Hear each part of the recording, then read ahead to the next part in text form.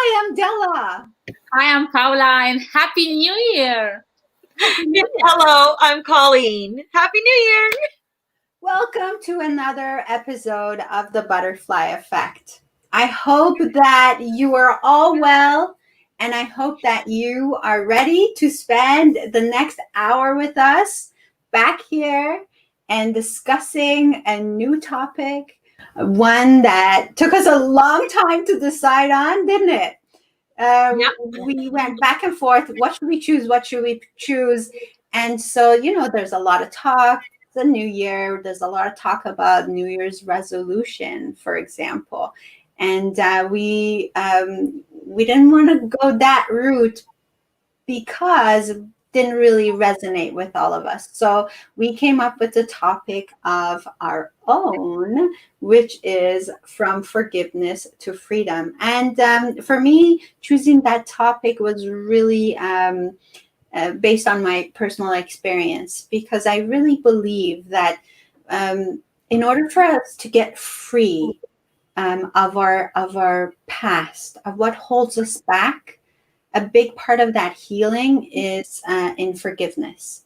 So that's why I rooted for that topic. What about you, Colleen? What resonated with you to choose? Well, like you said, everybody talks about New Year's resolutions, and we kind of started talking about having a new start. And so in my mind, I was thinking new year, new you. And one of the things that I believe that a lot of people, that keeps people from having a new experience, is because they're holding on to stuff from the past.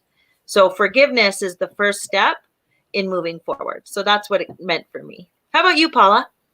Yeah, I resonate with both of you guys. Actually, it's interesting how we never discussed why we all decided this, but in my mind, I went the same way, thinking new year, new you, and the only way to become or to create a new you is to let go of what has happened. So for me, I've learned that yesterday is already past. So stay today, stay in the present. This is you today, right now.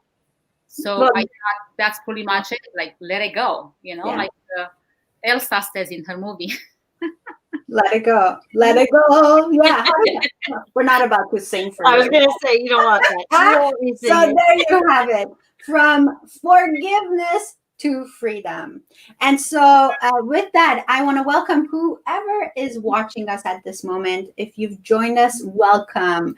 And I hope you stay with us through the show and add to this show, because we always count on your comments, on your personal experiences, because we take inspiration from hearing each other's strength and hope and experiences. So welcome, everybody. I want to make sure that we say hello to every single person who's watching us, but I won't be able to tell if you haven't left us a comment. So please do share where you're watching us from and say hello so that we can say hello back. So we always start this show with a definition. So I'm going to go to our trusty encyclopedia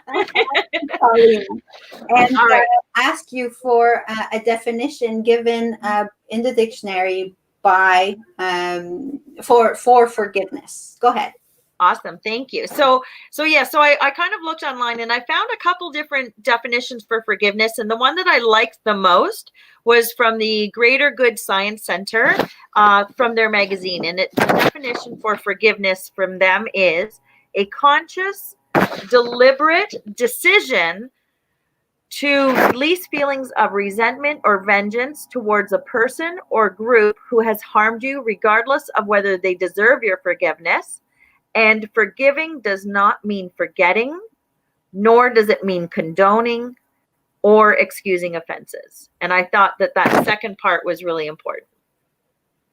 So, do you want me to read it again? Yes, so there's a little bit of background noise. I think when you're moving your paper or wherever. Oh, okay.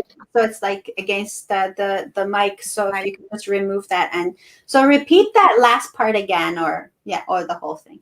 Okay, I'll start from the top again. Thank you. So, a conscious, deliberate decision to release feelings of resentment or vengeance toward a person or group who has harmed you, regardless of whether they deserve your forgiveness.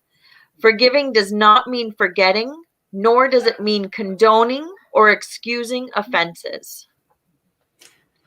I love that. You know what? The part that stuck to me was the conscious decision part.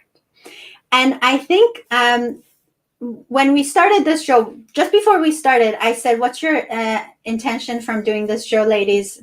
And mine was bring awareness to this.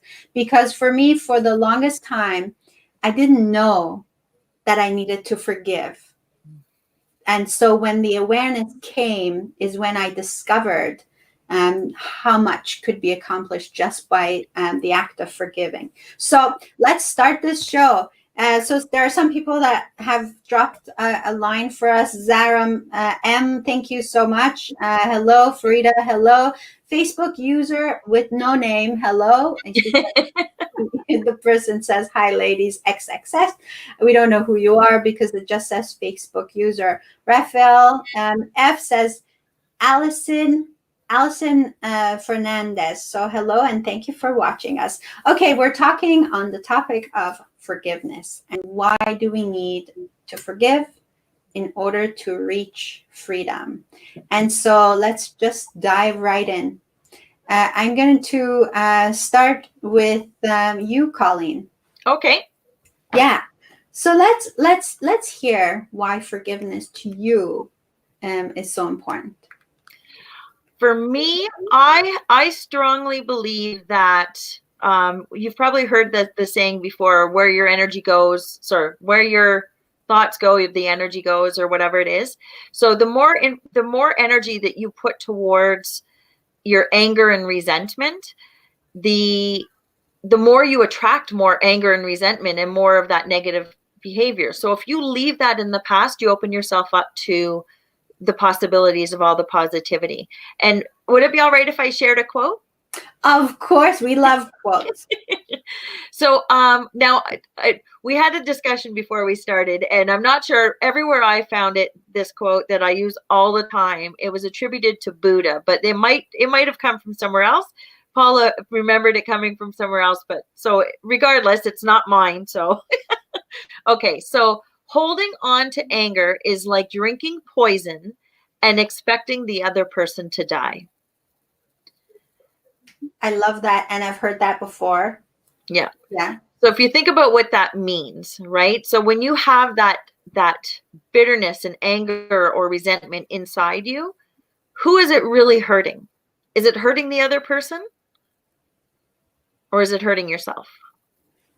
So forgiveness, yeah. So forgiveness is about empowering and giving yourself back that joy and that peace.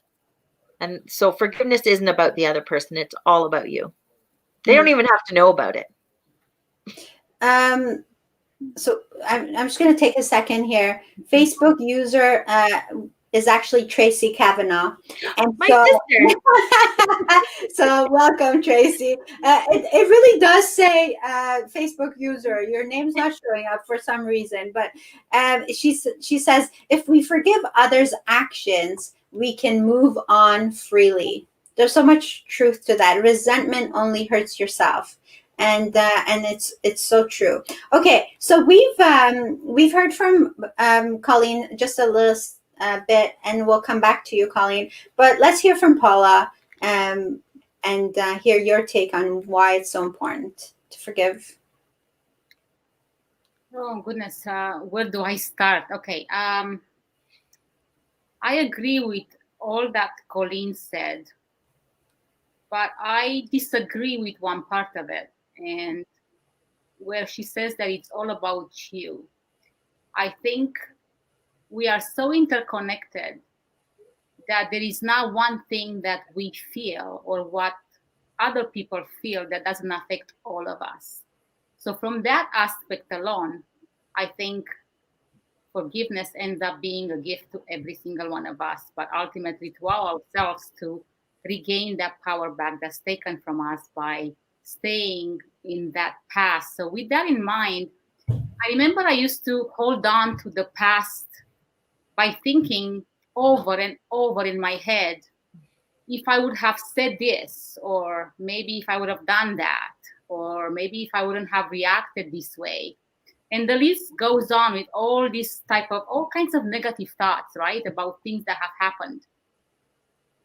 Then I would say to myself, maybe this would have happened instead of what's happened, right? And I kept on going back, almost like a broken record in my mind. And I remember I used to even blame myself, not just the other person. And I would feel disappointed and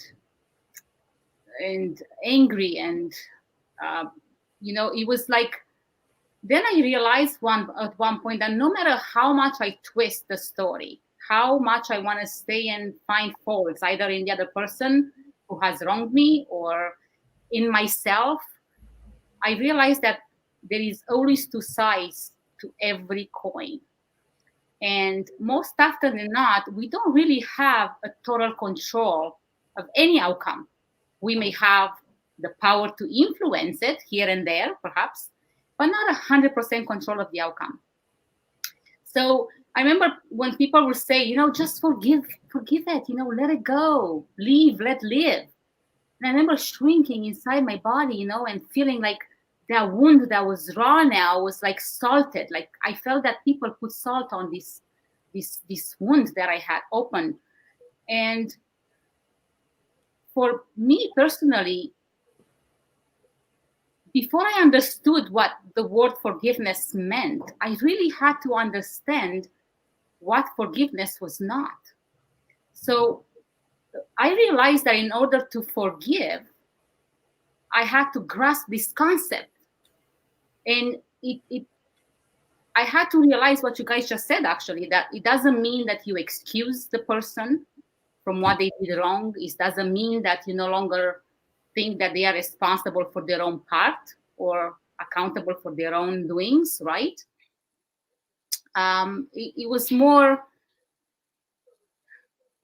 realizing that you don't, by forgiving someone, even yourself, you don't minimize or justify that wrongdoing. It doesn't mean that you will even have to even talk to that person ever again or reestablish the relationship that once you had, So with that in mind, I came to a realization that it's all about making that choice to look inside deep within myself and look at the others and look at myself from that love and compassion within my heart, in order to restore my inner peace, in order to understand that, I have my own responsibility in that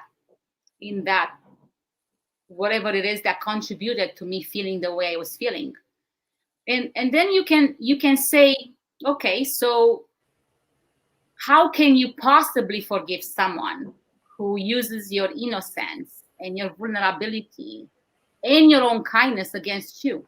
How do you forgive the lies, the betrayals, the breaking, the trust, the intense emotional pain you sometimes end up in? So I cannot, this is the time when I'm thinking, my mind goes to, yesterday we celebrated Dr. Martin Luther King, and he defined forgiveness as, now I quote, "Forgiveness is not a one-time thing. Forgiveness is a lifestyle." So you see, with this, I started working, understanding this word. And of course, looking at the dictionary, I don't know about you guys, but yes, it makes sense to me. What even Colleen said makes sense to me. Okay, fine and dandy. I understand what it means. I understand I don't have to agree with what was done. I just have to make peace and come from my heart. But it's just a process. It's a process that I come back to actually our title. Like we came up with From Forgiveness to Freedom. I believe that this really depicts exactly what happens once you start working on yourself and you achieve that inner peace. And in other words, you restore those broken pieces, put them together so you can be happy. So I find that indeed forgiveness, it's a gift you give yourself to be able to let go of the past, so to be able to be happy and enjoy life. I like that. It's a gift that you give to yourself. Because truly, when you think about even like looking at our title, From Forgiveness to Freedom, what is it that holds us away from feeling that freedom? And I want to give you the quote I found that I thought it was really cool. And that quote is by Lewis B. Smedes. And he said, "To forgive is to set a prisoner free and discover that that prisoner was you." So it is a gift. It is a gift that you give to yourself. So when I found out about forgiveness, it was a few years ago. And so I was attending a workshop, and I kid you not, I had no idea what was holding me back was actually not forgiving. And I didn't, if you had asked me then, I would have told you, but I have nothing to forget. I don't have anyone to forget, to forgive.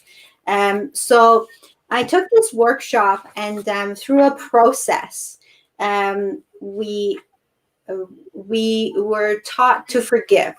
And so it was a big part of my healing, and I put it in my book.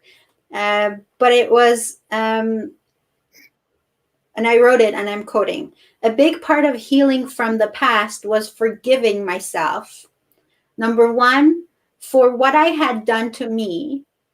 Number two, for what I had done to others. Number three, for what others had done to me.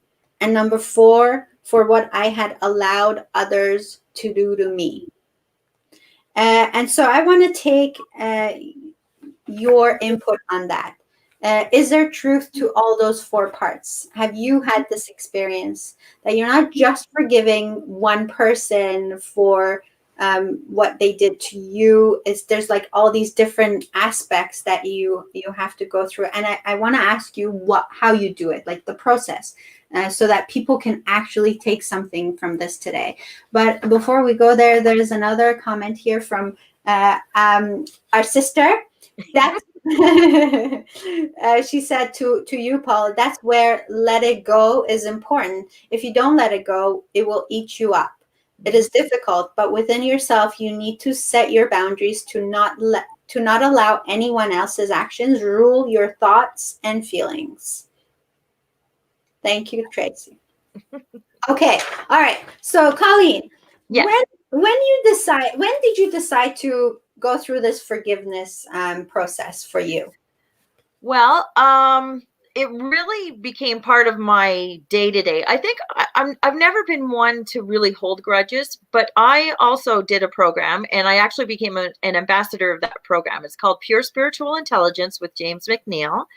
And through his weekend workshop, and then I went on the Dream Life retreat with him, we talked a lot about forgiveness. And like you, I didn't have a whole lot of people to forgive. It was more about forgiving myself.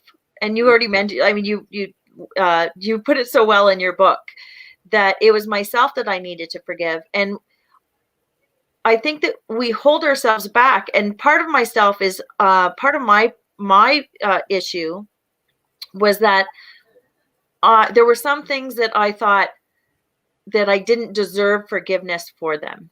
I thought that they were so heinous. I was, you know what I mean? I was shameful, whatever, that I didn't want to forgive myself because I thought that by forgiving myself that I would be lessening the lesson, if that makes sense. And so there were those things were my big ones. So it was through the Pure Spiritual Intelligence weekend that I initially started, and I learned, and now I teach that. And that's when we talk about our strategies, it's the Pure Spiritual Intelligence strategy that I'll be sharing. Mm-hmm. How about you, Paula? What was the question again? So I was asking, when did you discover that you needed to start that process of forgiveness, and how did you do it? So for me, it was related to wanting to or making the decision to read the Bible. And as a Christian, not once have I read the Bible from the beginning to the end. And the last 5 years, particularly 5 years ago exactly, I decided, okay, I'm gonna have to learn this book, and I'm gonna have to, not gonna have to, but I wanted to. I was just curious, like I wanted to know. So I started doing a lot of inner work through reading this Bible. And I realized that I was holding on without being aware of to a lot of anger and resentment and envy and pain and a lot of suffering. And I'm not going to go into it, but I have been abused on all levels. Like you name it, it's happened to me. So because of it, all these emotions were stirred up and were still quite raw. Like I thought I, learned to let go. I forgave. I love everybody. But what's interesting is, and particularly last year through COVID too, I realized that I didn't love myself at all. Like I didn't love myself. And that's when I realized that, like you, Colleen, and like you, Della, I had to forgive myself for not knowing any different. Because if you don't know any different, you just do what you know best at the time, right? So once I was able to trade anger, the resentment, the pain, the impatience, depression that I was going in and out for love, my whole world changed. Because you see, I started to feel like I'm now empowered, like nothing. I like a say from the Bible that says, if God is for me, who can be against me? Another one is saying that I can do all things through Christ who strengthens me. So I started learning Bible verses and they empowered me. And with that, somehow all this turmoil that was held inside here, it just became peace and love and harmony. And I started feeling that the power is coming back. So I realized I managed with God's help and everybody else's, because I can't say it's just one thing that I've done that this is it has contributed 100% to my coming to terms of how to forgive and how to continuously work on this. Because as I said, even the essay that I said, it's very true. It is a process, and the moment you think you've done it and that's it, you've achieved it, something happens and it's like, whoa, what happened? And the emotions come back again. So you have to again go back and work on it. So what I worked with, I started working with realizing my own faults and realizing my own vulnerabilities and sensitivities. So once I was aware of this and I made peace with who I am, with all my imperfections, if you may, no one could use those against me anymore. So then that's how I regained that power. It's just, I was no longer tied up in my own guilt, in my own suffering. I realized that my own emotions and what other did to me was what held me back, anchored in those, I call them chains. It's like, imagine this, for example. Imagine that every time you or anyone around you does something to you that makes you angry or makes you sad or makes you feel hurt, imagine that each and everything that happens, there is a rock, okay, that gets glued to your hands, to your body, and then chains all around it. So imagine that at one point, you're just so constricted, your heart is closed, your mind is closed, your body is like, it's barely breathing. You can't breathe, right? It's a shallow breathing. You can't breathe. You can't even do your normal things that you want to do. You want to eat, you want to go to the washroom, you feel in that pain. And now somebody comes, let's say genie comes and says, I can grant you 3 wishes. The dream life you ever dreamed of, the dream car, the dream home. Here is the key to it. Take it. But how are you going to take it? Because you are all constricted in those chains. So in other words, if we hold on to the past, we can't enjoy the present because there is nothing, our hands are taken. Like if I'm holding my phone, right? It says, suppose this is a chain that I'm up in my hand. And you say, take this. I can't take it because I'm glued, right? So that's kind of how I came up to this realization. I see that. Like I can picture that. Yeah. I can really feel that constraint as you explained that. It's like it's perfect. It's really perfect picture. It's so true. And it does it holds us back. And so you going back to you forgive. You don't have to forget, but you can forgive. But Mhm. sometimes I feel like not forgetting means that no, I'm going to hold on to that memory, which is still, I Yeah. think, somehow is constraining. And so I want to reiterate this. This is how I feel that for not forgetting means taking the lessons, like Yes. that experience into your life and using them, not that you're holding on to that memory. No, I'm not gonna forget. I'm just gonna forgive you, but I'm not gonna forget. So Yeah. it's still, I think it's disempowering. So Tracy's here, and Tracy Franklin, hello. She says hello. Tracy is one of those people who had amazing results because she forgave. And so I know her story, and her story is amazing. And so, what was one thing that you can think of that not just, it doesn't have to be from your own life story, but maybe some story that you've heard of someone who has had an amazing story about forgiveness. Can you think of anyone? Or like I'm putting that to our audience too. Do you know of any particular story about someone who has had a story and about forgiveness? So I can think of, but I forget the name, so I can't really give you the name of this woman who lost both her parents and her entire family um, in the Nazi camps. And she grew, actually she lived on the camps for a few years, and she was finally freed by American soldiers, and she's like close to 100 years old, and she's a doctor, she's a psychiatrist, and she had to go through this process of forgiveness, and she has an amazing story. I watched her on Oprah. She was interviewing her, and her story was amazing. So I was thinking, how do you forgive such crimes to a point where you are sitting across from a German person, and tell that person that you love them with, from the bottom of your heart?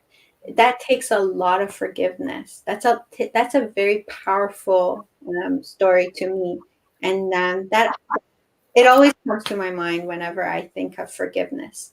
So do you have anything like that to share with us? For me, I think, again, I think my biggest, because I don't really hold grudges against other people, I hold grudges against myself. And it might not be for something I did. It might be for something that I either led or allowed somebody to do to me, and or that I accepted or whatever. But I went through a period where I really didn't love myself very much, and so I allowed myself to get into situations where people could take advantage of that. And so when I was going through that, or afterwards, when I looked back at it, I didn't hold the grudge against them. I held it against myself, because I was the one that allowed that to happen. And I think that part of forgiveness and getting through past something is to not only forgive the person or the situation or whatever happened in its entirety and every raw detail, but it's also important to forgive your part in it. And that statement gets a lot of people's backs up, because they're talking about things like what you were talking about, concentration camps or physical or sexual abuse or whatever. It's like, I didn't do it. I didn't ask for it. that's not what I'm saying. There are situations where you are a victim. Where I say that we have responsibility is that in those situations, your responsibility might simply be that you haven't let go of it yet, Mm-hmm. right? That it's still part of your thought process and you haven't moved past it. And so it's not necessarily the act that you have to only forgive, but it's also if it's still part of your thought process or your belief system, then forgive yourself for not letting go just yet, because that's normal and natural, right? That so for me, it was forgiving myself for my part in all of the things that were keeping me from loving me. I love that. That's great. That's great explanation. So there is a time for a story. I have a little story. It's not very right. long.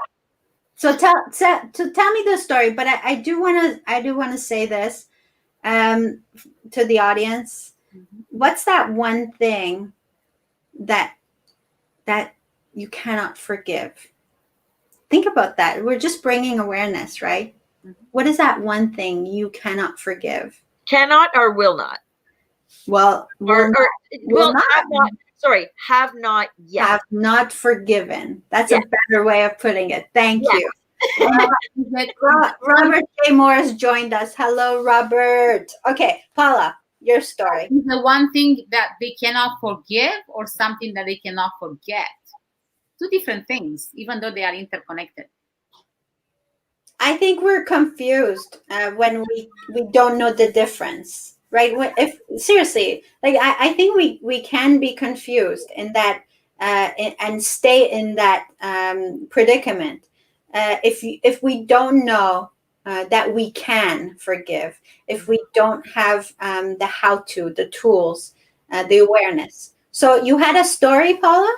Yeah, we just stay with we just talking now and asking the audience to give us back or to perhaps look inside and think and give us or even think for themselves really if there is one thing that they cannot let go of, they cannot forget or they cannot forgive. In my mind, and it could be totally wrong, but what I'm thinking of is when we say forgiving versus forgetting, it's two different things, because forgetting, it will take time, and it's like a scar. If you really have a very deep scar, in time that scar will heal, the pain will be gone, but nonetheless the scar is there. So there will be a little something there that will remind you of that whatever that was. And you may, even if that happened maybe when you were a baby, the scar is still there, and you might not be consciously aware of what happened that made this scar stay there.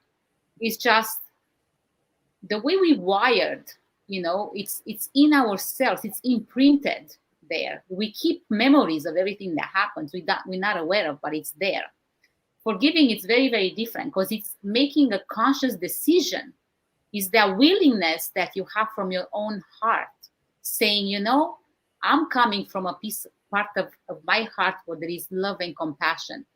And no matter what has happened, I'm going to love that person in front of me who abused me, who whatever may have done. But I'm not loving the person for what he's done or she's done to me.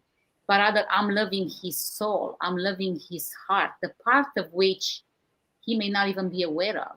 But that's what I love. That's why I can say now, as humans, we're not perfect. We all make mistakes. The degree of which you hurt somebody, it's irrelevant, because to you it may seem like not a big deal, but to them, on the other hand, it might be a huge thing. You may have contributed to changing their life forever, right? So anyway, putting that aside, forgive me, I went from one thing to another. Sometimes I go in a tangent.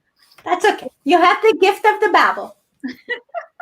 So going back to the story, I honestly do not remember where I heard this story, but I believe it depicts what we're discussing here. Maybe it will help us understand how we actually are indeed contributing to what's happening to us one way or another, okay?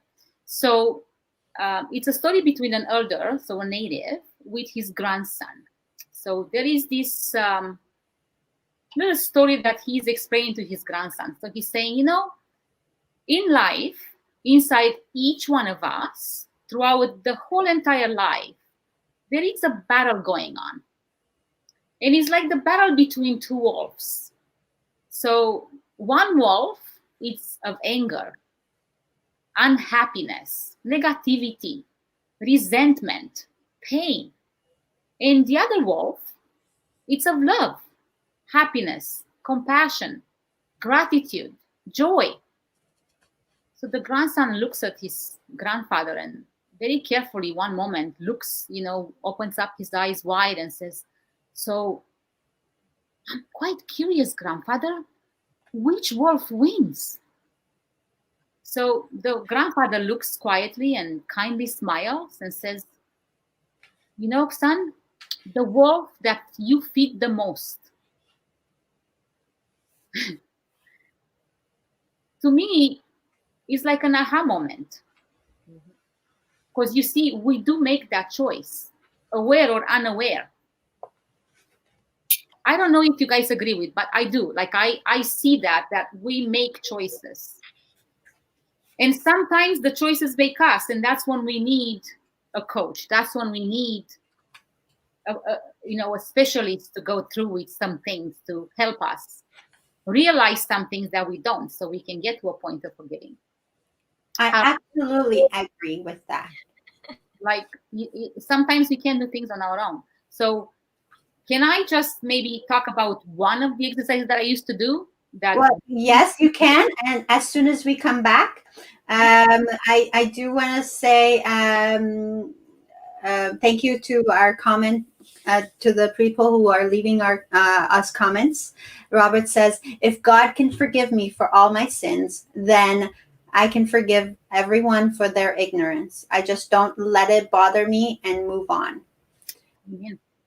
And Tracy says, "Personally, I have lived a terrible divorce. The person that I had spent 32 years with tried to destroy me emotionally and physically. I have forgiven because he is no longer part of my life. But I hope that others will establish discomfort before it gets to the point that they are in a bad place. If I were to relive my past, I would set my boundaries that I would not accept to be treated poorly in any way."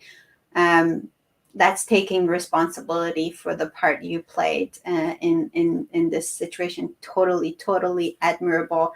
Thank you for that, Tracy. The other Tracy Franklin, says, "Forgiveness is a conscious choice. When you forgive, it doesn't mean that we forget." True. So I want to take a moment, ladies, and play a message from our sponsor. I bet you didn't know we had a sponsor. We have a sponsor, and someone believes in us and wants to support us in doing this show. So I will play a message from our sponsors, and we'll be right back.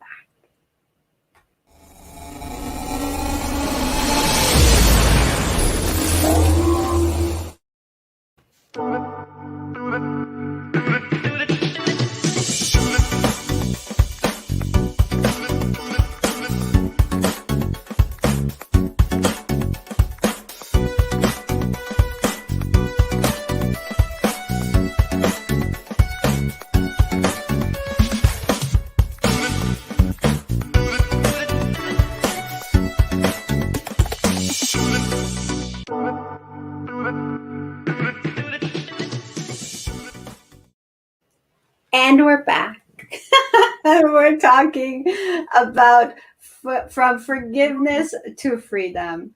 And I think so far we all agree. Okay, we agree that we need forgiveness to bring freedom into our lives. And without forgiveness, without totally forgiving whomever you need to forgive, we are a prisoner of our past experiences and we cannot possibly move on. So it's like those balls and chains that Paula was talking about. And it's such a powerful visual picture for me, Paula. Thank you so much for that. Okay, now you were going to give us an exercise that we can do right away to free ourselves. Let's do it.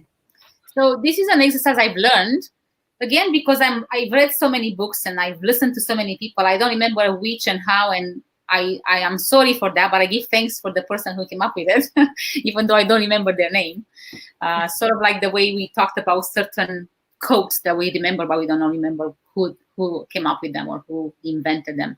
So grab a piece of paper, guys. All of you, grab a piece of paper. We can do it right now. And draw a line in the middle of it. On the left-hand side, write the name of a person who are you trying to forgive. Mom, dad, ex-husband. Forget or forgive? Forgive. Sorry. Did I say forget? Forgive. Yeah, forgive. Okay. So on the left-hand side, we put the person that we're trying to forgive. And on the right-hand side, right in line with the same name, we put, I'm willing to forgive you. So the exercise goes like this. So let's say, I don't know, let's suppose someone was abused by their mom or dad, or let's say mom. And so you say, Mom, I cannot believe you abused me. That's on the left side. On the right side, you'll say, but I'm willing to forgive you. Then you say, Mom, you left me when I needed you most. On the left side. On the right side, you say, but I'm willing to forgive you. You betrayed me, but I'm willing to forgive you. You hurt my innocent children, but I'm willing to forgive you. And the list goes on. Whatever it is that you can think of that person did to you, any pain, any thought, any emotion, any whatever it is, and then you end it with, but I'm willing to forgive you. Now, what I found in this exercise, particularly for myself, because I end up honoring my own feelings at the same time as I was focusing on that intention that I wanted to let go of, it was a lot easier for me to acknowledge, you know what? Yeah, they did this, but nonetheless, I'm willing to forgive them. You know, like for me, it was just acknowledging the fact that, you know, my feelings are there because there is a reason for. Often we try to do something, and I can speak for myself actually. When I tried to forgive in the past, before I got to this exercise, I just couldn't do it. I couldn't understand, how can I let go of some, no, you know, I was abused. I didn't do anything. I was a victim. But then, as we talked earlier, we have some kind of contribution. And this is what actually helped me through this exercise and a little other one, which was a Ho'oponopono exercise. And I don't know if you guys have heard about Ho'oponopono. Ho'oponopono. You're going to talk about that tonight. So yeah, so I can bring this here because it makes sense to how it kind of flows. It's kind of how I use them myself. So in this ancient Hawaiian forgiveness technique, they used 4 phrases, and I believe I've even mentioned them in one of our shows before. So the 4 phrases are, I love you, I'm sorry, please forgive me, and thank you.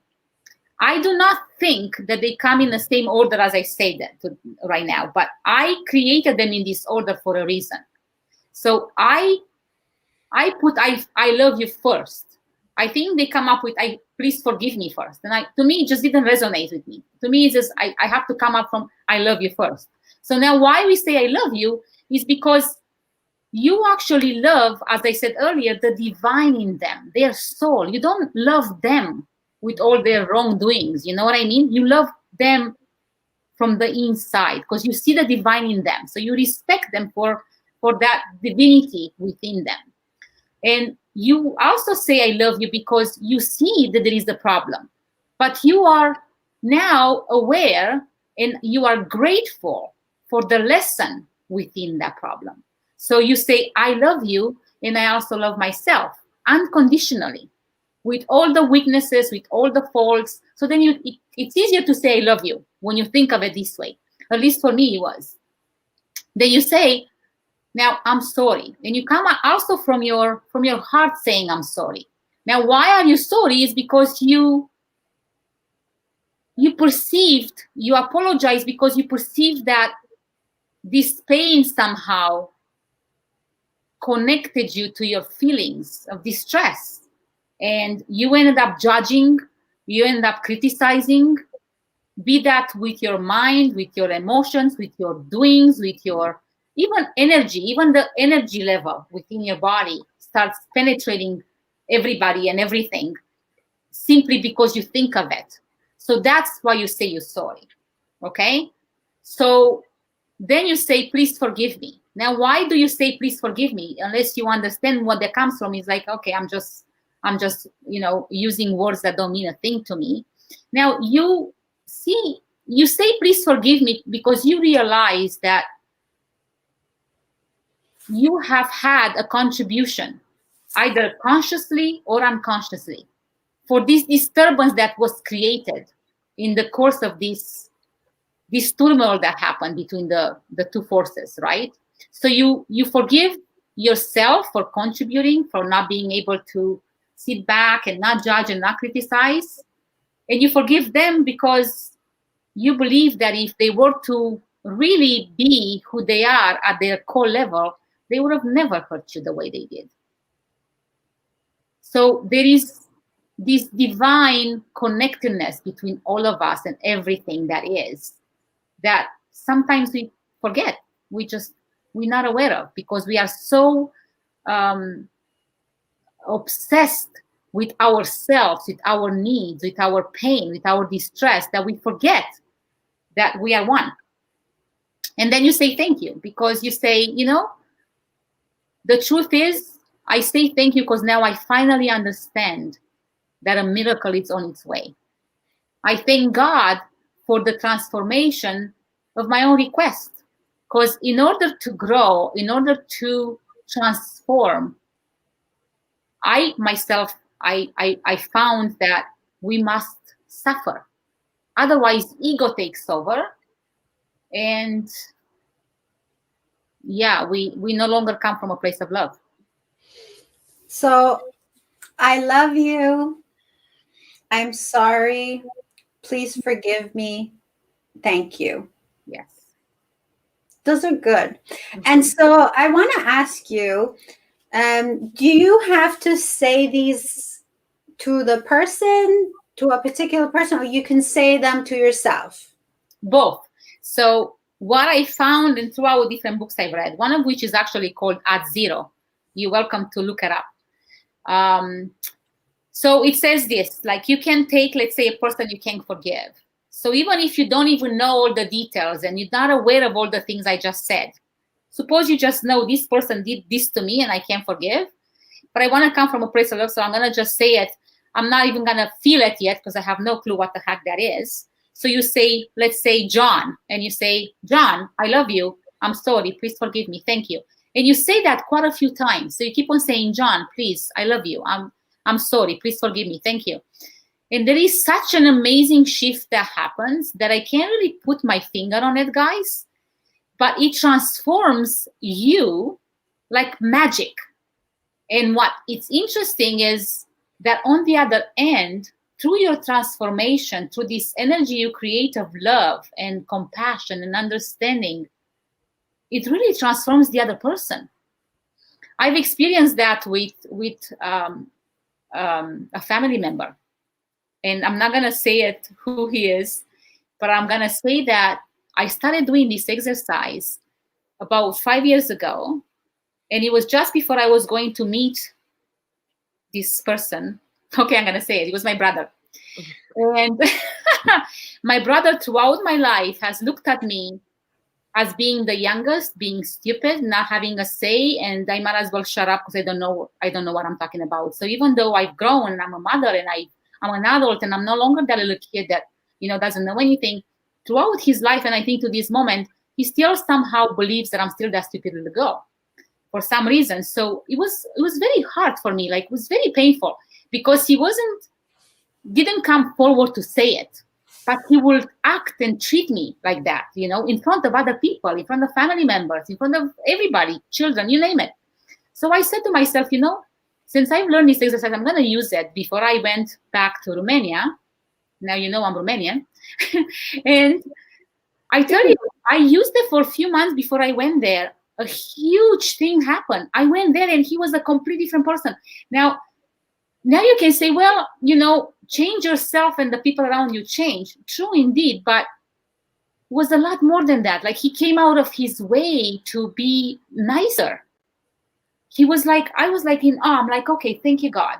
I'm gonna keep on saying these four verses I used to say. I used to call them verses. I love you. I'm sorry. Please forgive me. Thank you.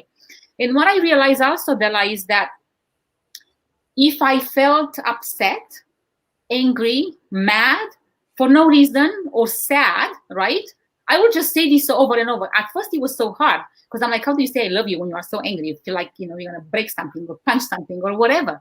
But I keep on saying and saying and saying, and it just, your energy changes. Please try it. And please tell us, next time if you actually tried it and how it felt. I like it. Just things like, I don't have an answer as for why. Because before I actually understood the meaning beyond or behind every single word and how you can go in more depth of, dissecting each word you say and why you say it, by simply pronouncing them, something happens. Yeah. Colleen, what do you think of all this? I love that. I know I'm looking at the time and I'm going, oh my gosh, I have so many more things to say that we have time for. Because I do have my own process that I'd like to share. You have 5-6 minutes. So okay. Say whatever you like. First, especially the last one that you were talking about, Paula, the I love you, I'm sorry, please forgive me, and thank you. Mm-hmm. That, I think that whether you say it out loud or you just say it within yourself, I think the change still happens. That shift of energy will still happen, and that forgiveness will happen. So I love that one. It's quick, it's easy, and I think it can work for everybody. So yeah, that's a good one. So are you ready for mine, or did you have ready? All right.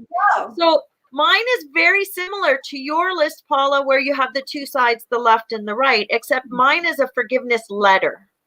So it's a very similar thing in that, except that it's a letter, and you do it, and there's 6 steps to it. So the first step, and if people were taking notes, this is there's 6 steps. So step 1 is you want to address it to the person that, or the individual, or that you are forgiving. You're making it as a letter. So you're when you write the letter, you're also talking to your unconscious mind. So you want to make everything very clear and very all encompassing. So what I mean by that is the next part is that number 2 is that you are going to say what they did to you, and you do not hold back. This letter is for you and you alone. So nobody else is going to see it. So whatever detail that it was, that you write down what they did to you. Number 3 is, how did those actions or words, how did they affect you? And the important thing here is your feelings, because you acknowledging those feelings is critical in moving forward. So how did their actions or words affect you? Step number 4, acknowledge any part that you may have had, right? Mm-hmm. So this one, some people, like when we do it in Pure Spiritual Intelligence, James says only do this part like if it's lingering. I always tell my clients, address it right up front, because if you don't address it right up front, you might have a part in it that you didn't address, which means it'll still be a trigger for you. So what does that mean? Can you elaborate on that part a little bit? So the example that I had here is sometimes it's choices that you made that might have resulted in it. Like I ignored the warning signs. So when I was thinking about this, I was thinking about relationships that I was with and that people were taking advantage of me. Well, there were a lot of warning signs as that these people didn't care truly about me. And I ignored them. I let them slide and made excuses for it. So that was my part in that situation. Mm-hmm. Gotcha. Does that clarify it better? Yes, thank you. And again, those things where you are truly a victim, your only part might be that it's still part of your consciousness. that you allowed it to stay. That you haven't let it go yet. Yes. And that you've allowed it to be part of you. Yeah. Yes, because I can think of a lot of different scenarios. Yeah. There's a lot of them. Yeah. Okay. Okay. So that was so number 4 was acknowledge your part in it. Number 5 is flat out state your forgiveness. Those words, and you said it in your explanation too. I forgive you. I forgive myself. Very clear. You are telling your unconscious mind, this is done. I have forgiven. And that is important to tell your soul that you are moving past that. And step number 6 is my favorite. You take that letter and you destroy it. So when in the Dream Life retreat with James, we actually went out on the beach because he does his retreats in Mexico. So you're at a 5-star resort. So we went out on the beach and we burned those letters. And tell me why you do that. For a couple of reasons. I'll be honest with you. In that moment, it's cathartic. It's you're releasing it, right? And again, you're telling your unconscious mind, this is done. It is finished. It is destroyed.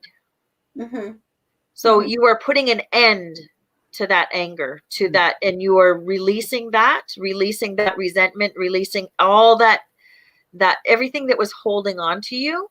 You are letting it go, and it is gone because it's burned. It's destroyed. So obviously where I used to live, you weren't allowed to have fires, and I didn't have a fireplace. So I used to destroy it in other ways. I used to either put it through the shredder, or I would put it in, I used to put it in my compost bin and make it disgusting. But it was done. Like there was no way that would survive whatever it was that I did to it. Yes. Yes. And that's the key, is destroy it. Step number 6. And then you get to move on. Amazing. So those are real tools that we can start using right away. I have one more very quick, guys, because this is very, very important. I kid you not. Never quick with Paula. Never quick. So, deep conscious breathing. Yeah. It's been times again demonstrated by science that deep conscious breathing deactivates anxiety, pain, disappointment, fear, you name it. So it works in the brain. So deep breathing, but also deep exhaling. So inhaling deeply, exhaling deeply. Honestly, if you do that at least 10 times, you will see that no matter what you feel, you will find it ease with it. Like deep, like I would say, inhale for 3, like hold it for a second and exhale for 4. The exhalation should be a little more, a little longer and a little more forceful for this to actually be working. And focus on the fact that what you want to do, what you want to accomplish is create a flow between the inhalation and exhalation. But remember, it's deep, like it's not shallow, because most of us breathe, but we don't breathe consciously. We just breathe because we breathe, otherwise we won't be alive. But this will also be 100% helping like that. It does help. So that Can I add to that, Paula? Yes, please. I agree with you 100%. Deep breathing, because when we get stressed, we have a tendency to hold our breath, right? And we don't exhale, and that is toxic. So the deep breathing is critical. I call it belly breathing because it reminds people to fill your belly, not your belly like your stomach, but your belly. You want to bring your breath right down into the bottom of your lungs. And what I like to add to that deep breathing is I like to visualize breathing, inhaling love, light, peace, and exhaling fear, doubt, and anger. Absolutely. Yeah. Love it.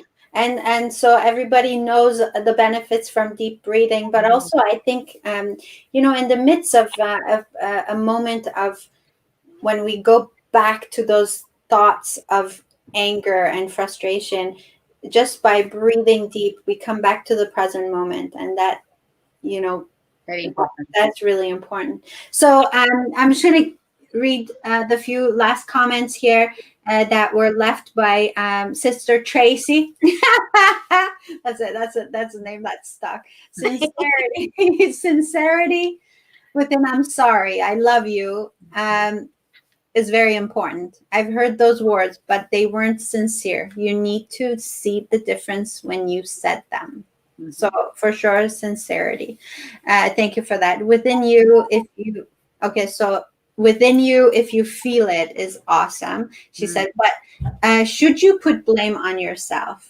And so, right, I think that's really important when you're doing this process. Are you placing the blame on yourself by taking responsibility for your part? I think blame and responsibility are two very different things.